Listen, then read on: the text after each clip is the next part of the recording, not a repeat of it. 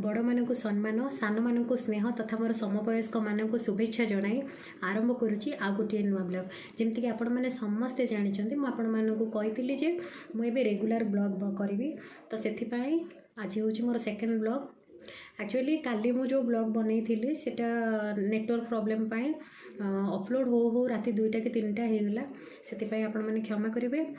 तो आपण मैंने भावुवे मु रेडी कुआडे जीवाई ठीक आप भाई एक्चुअली मुझे मार्केट जाऊँगी मोर गोटे जिनस आनबार अच्छी तो आपण मैंने अपेक्षा करेंगे देखिए मुझे कौन मार्केट जाइए मोर कौन जिनस आनबार अच्छी तेबे आ गोटे कथा मार्केट मो भाई सहित जाऊँगी आम झील को नौनी कारण बात्या विषय जहाँ मुझे अनुगुल विषय अनुगुल रे काली बेसी जोरे वर्षा है वर्षा जमी नॉर्मल एमती वर्षा हुए सेमती वर्षा है आउ पवन किंतु तो आप जानते विगत 2 दिन हम पूरा पवन चली आज पर्यंत भी पवन चली किंतु पवन एबे जस्ट टिके माने कमी थिला जो आम भाविचु आम मो भाई आ मो सांग होइके जीवु झील को नबुनी सांगे सांगे जाइए पलि आसबू तो से आपण अपेक्षा करंतु।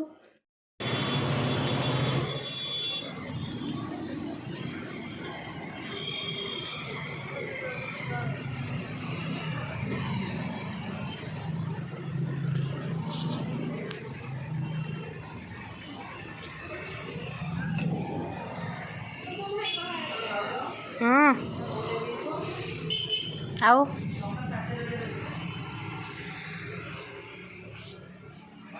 हाँ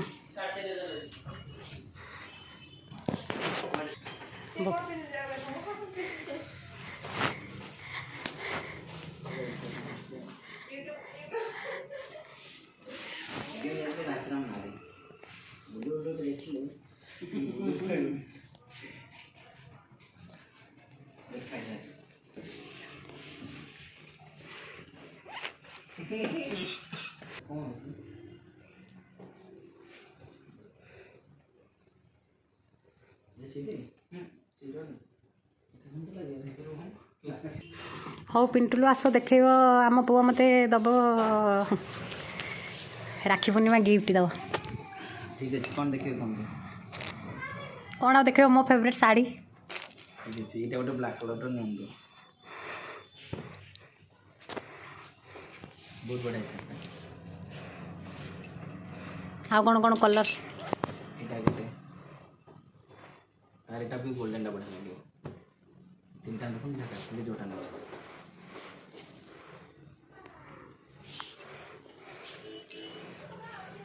फाइनल जोटा कह ब्लैक मत तो सब बढ़िया लगे ना जाको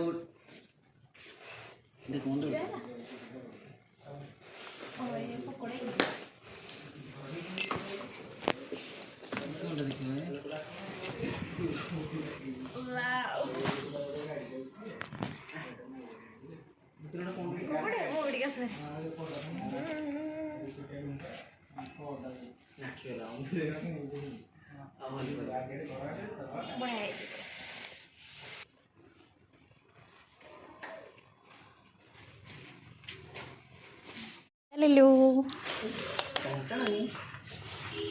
हाँ चल बाय बाय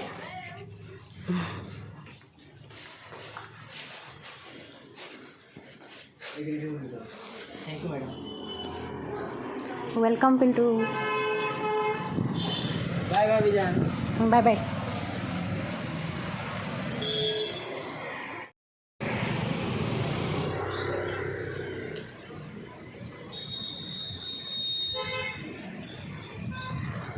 हाँ आम जाऊँ कौन कह झील अच्छे ना कि बजार में मोर काम ना नाई नाई मोर इच्छा ना जगन्नाथ मंदिर देख ना देखना मंदिर अरे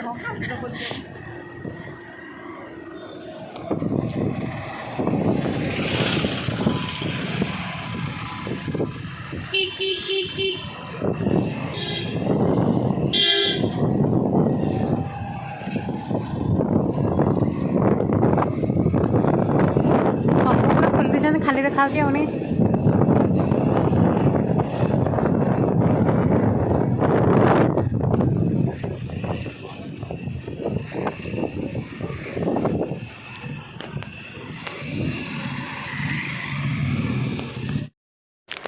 ଏବେ ଆମେ ମାର୍କେଟରୁ ଆସିଲୁ।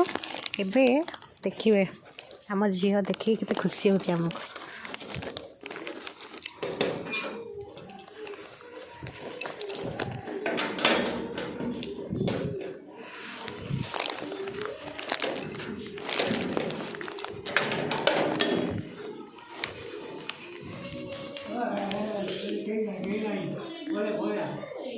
ଏଇଟା ତ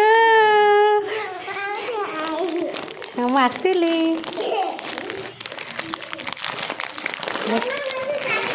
ଏଇଟା ଦେଖ ତମ ପାଇଁ କ'ଣ ଆଣିଛି। ତମକୁ ଛାଡ଼ିକି ଯିବିନି। ଆଉ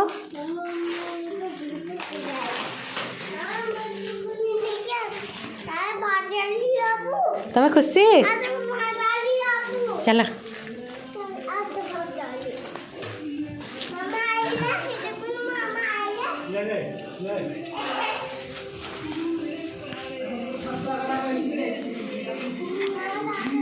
ତମେ ତମେ ମାମାକୁ ଖୋଜୁଥିଲ? କେମିତି ଖୋଜିଲ?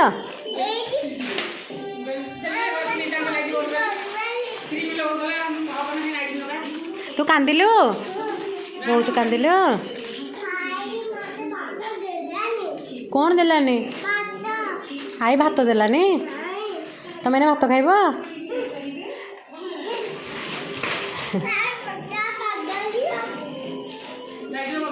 ହଁ ବଦଳି ଦେଉଛି ବଦଳି ଦେଉଛି।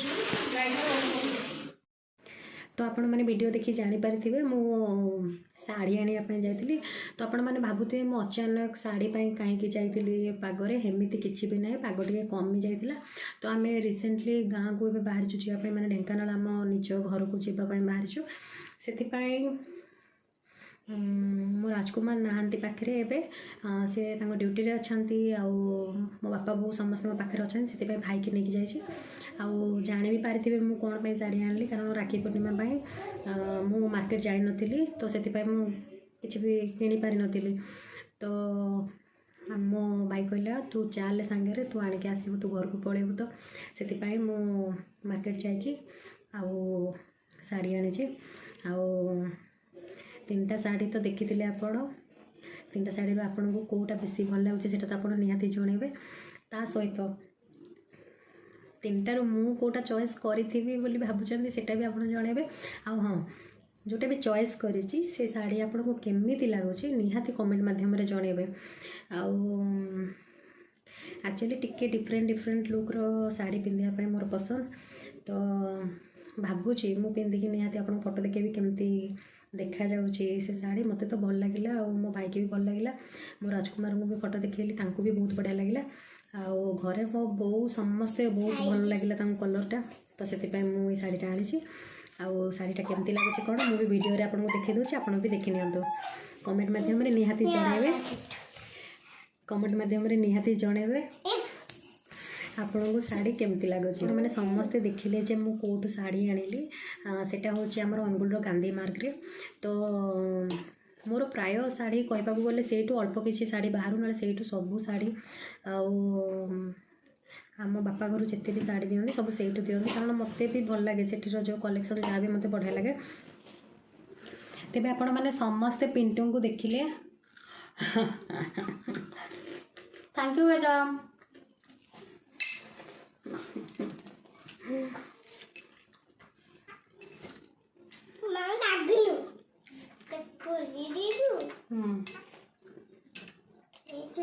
ତମେ ଖାଅ ଖାଅ, ତମେ ବସି।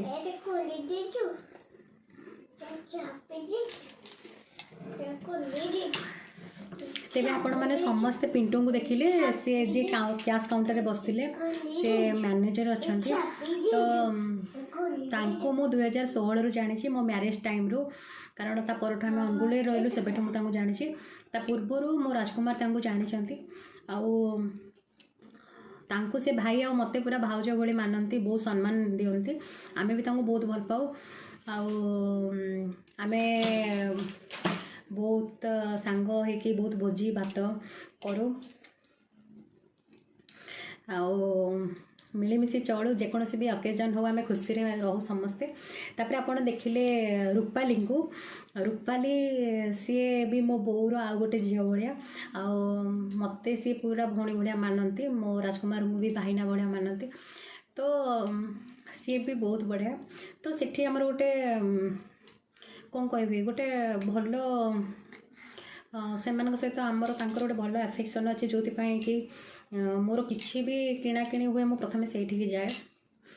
ସେଠିକି ଯାଏ, ତାପରେ ପସନ୍ଦ ନ ଆସିଲେ ଆଉ କେଉଁଠିକି ଯାଏ, ନହେଲେ ଫାଷ୍ଟ ସେଠିକି ଯାଏ। ମୋତେ ବହୁତ ବଢ଼ିଆ ଲାଗେ ସେଠିକି। ଆପଣ ବି ଆସିବେ କେବେ, ଆପଣ ବି ଜାଣିବେ, ବହୁତ ବଢ଼ିଆ। ଆଉ ଜଣେ ଥିଲେ ବିକ୍ରମ, ସିଏ ତାଙ୍କୁ ବୋଧେ ଭିଡ଼ିଓରେ ମୁଁ ମାନେ ଦେଖେଇ ପାରିଲିନି ଆପଣଙ୍କୁ, ସିଏ ବି ଆହୁରି ବଢ଼ିଆ। ସିଏ ମଝିରେ ଥିଲେ, ମାନେ ଯେତେବେଳେ ମୋ ନୂଆ ନୂଆ ମ୍ୟାରେଜ୍ ହେଇଥିଲା ସେ ଥିଲେ, ତାପରେ ପୁଣି ଚେଞ୍ଜ କରିକି ଆଉ କୁଆଡ଼େ ଯାଇଥିଲେ, ପୁଣି ଏବେ ବି ଅଛନ୍ତି। ତେଣୁ ସମସ୍ତେ ତାଙ୍କର ଷ୍ଟାଫ୍ ଯେତେ ଅଛନ୍ତି ବହୁତ ବଢ଼ିଆ, ସମସ୍ତଙ୍କ ସହିତ ଆମର ଗୋଟେ ଭଲ ବଣ୍ଡିଙ୍ଗ ଅଛି। ତେଣୁ ଆପଣ ବି ଜାଣିପାରୁଥିବେ, ବଢ଼ିଆ, ମାନେ ବହୁତ ବଢ଼ିଆ ଲାଗେ ସେମାନଙ୍କ ସହିତ ମିଶିଲେ। ସେମାନେ ବି ଆସନ୍ତି ଆମ ଘରକୁ। ବାକି ରହିଲା, ବାଟରେ ଆସିଲା ସମୟରେ ଆମେ ଦେଖିଲୁ ପୂଜା, ମାନେ ଏଇ ବାତ୍ୟା ଇଏ ପାଇଁ ଯେଉଁ କୁହାଯାଇଥିଲା ଯେ ସବୁ ଗେଟ୍ ତୋରଣ ଯାହା ବି ଅଛି ସବୁ ଖୋଲିଦେବା ପାଇଁ, ତ ସେଥିପାଇଁ ଦେଖିଛନ୍ତି, ମୁଁ ଆପଣଙ୍କୁ ଦେଖାଉଛି ଭିଡ଼ିଓ ବି ଆପଣ ଦେଖିବେ ଯେ ସବୁ ମାନେ କିଛି ବି ନାହିଁ। ମାନେ ଅନୁଗୁଳରେ ବି ବହୁତ ବଢ଼ିଆ ହୁଏ, ଢେଙ୍କାନାଳ ଭଳିଆ ବି ଅନୁଗୁଳରେ ହୁଏ, କିନ୍ତୁ ଅନୁଗୁଳରେ କିଛି ବି ଗେଟ୍ ନାହିଁ, ସବୁ ଗେଟ୍ ଖୋଲି ଦେଇଛନ୍ତି। ଅଳ୍ପ କେତେ ଲାଇଟ୍ରେ ଖାଲି ଏମିତି ଜଳୁଛି, କିଛି ବି ମାନେ ସବୁ ଖାଁ ଖାଁ ଲାଗୁଛି। କିନ୍ତୁ କହିବାକୁ ଗଲେ ଅନୁଗୁଳରେ କିଛି ବି ହେଇନି, ମାନେ ନା ଏମିତି ବଡ଼ ଧରଣର କିଛି ହେଇଛି। କିନ୍ତୁ ହେଲେ ବି ଯେହେତୁ ସରକାରଙ୍କ ଗାଇଡ଼ଲାଇନ୍ ଆମକୁ ବି ମାନିବାକୁ ପଡ଼ିବ, ହେଲାନି। ଯଦି ହେଇଥାନ୍ତା ତ ସେଇ ଆଶାରେ ହିଁ ଆମେ ସମସ୍ତେ ପରିଚାଳିତ। ତେଣୁ ସବୁ ଖାଲି ଖାଲି ଲାଗୁଛି, ମାନେ ଏପାଳି ପୂଜା ମାହୋଲ ପୁରା ମାନେ ପୁରା ଖରାପ ଗଲା। ଯେମିତି କେବଳ ପୂଜା ମାହୋଲ ଆମେ ଦେଖୁଛେ ବୋଲି ଆମକୁ ଲାଗୁଛି ଯେ ନାଇଁ ଆମେ ଦେଖିପାରିଲେନି, ସେଇଟା ଆମକୁ ଖରାପ ଲାଗୁଛି, ସେମିତି କିଛି ନୁହେଁ। କାରଣ ବହୁତ ଆଡ଼ୁ ଲୋକ, ବହୁତ ଦୂର ଦୂରରୁ ଲୋକ ସମସ୍ତେ ଅନେଇକି ଥାନ୍ତି ତାଙ୍କ ବିଜନେସ୍ ପାଇଁ, ଯେ ପୂଜା ଗୋଟେ ଆସିଲେ ସେମାନେ ତାଙ୍କ ବିଜନେସ୍ କରିବେ। ସେମାନଙ୍କର ସବୁ ଲସ୍, ଆଉ ଦୋଳି ଷ୍ଟଲ୍ ଯାହା ବି ପଡ଼ିଥିଲା ସବୁ ବନ୍ଦ ହେଇଗଲା, ତ ସେମାନଙ୍କର ବି ବହୁତ ଲସ୍ ହେଇଛି। ତ ଆମେ ଏଥିରେ କିଛି ଦୁଃଖ କରିବାର ନାହିଁ। ଏ ବର୍ଷ ନହେଲେ ଆର ବର୍ଷ ଖେଳିବା ବା ଆର ବର୍ଷ ଦେଖିପାରିବା। କିନ୍ତୁ କଥା ହେଉଛି ସେମାନେ ଯେଉଁ ବହୁତ ଦୂରରୁ ଆସିଛନ୍ତି ଗୋଟେ ଆଶାରେ ଯେ ଏ ବର୍ଷ ଆମେ କିଛି ଗୋଟେ ଭଲ ଆମର ଗୋଟେ ପାରିଶ୍ରମିକ ମିଳିବ, ସେ ସବୁ ମାନେ ଖରାପ ହେଇଗଲା। ଠିକ୍ ଅଛି, କିଛି ନାହିଁ, ଭଗବାନ ସମସ୍ତଙ୍କୁ ସେତିକି ଷ୍ଟ୍ରେନ୍ଥ ଦେଇଦିଅନ୍ତୁ। ନେକ୍ସଟ ଟାଇମ୍ ଯେମିତି ଆହୁରି ବଢ଼ିଆ ସେ ହଉ, ଧୁମଧାମରେ ହଉ। ତ ଅନୁଗୁଳରେ କହୁଛନ୍ତି ଏଇ ରବିବାର ଦିନ ଭସାଣି ହେବ। ତ ଭସାଣି ଦେଖାଯାଉ, ଭଲ ତ ହେବ ଲାଗୁଛି ସମସ୍ତଙ୍କୁ, କାରଣ ବାତ୍ୟା ତାର ତା ବାଟରେ ରହିଗଲା। ସମସ୍ତେ ଆଶା କରିଛନ୍ତି ଭସାଣିରେ ମଜା କରିବେ। ତ ଆପଣମାନେ ବି ଏନ୍ଜୟ କରନ୍ତୁ। ଆଶା କରୁଛି ଆପଣମାନେ ସମସ୍ତେ ବହୁତ ଭଲରେ ଅଛନ୍ତି, ଆଉ ଆମେ ବି ବହୁତ ଭଲରେ ଅଛୁ। ଆଉ କ'ଣ କହିବି, ଖୁସି ଅଛି, ନୂଆ ଶାଢ଼ୀ ମିଳିଛି ତ ବହୁତ ଖୁସି ଅଛି। ଓକେ, ରହୁଛି।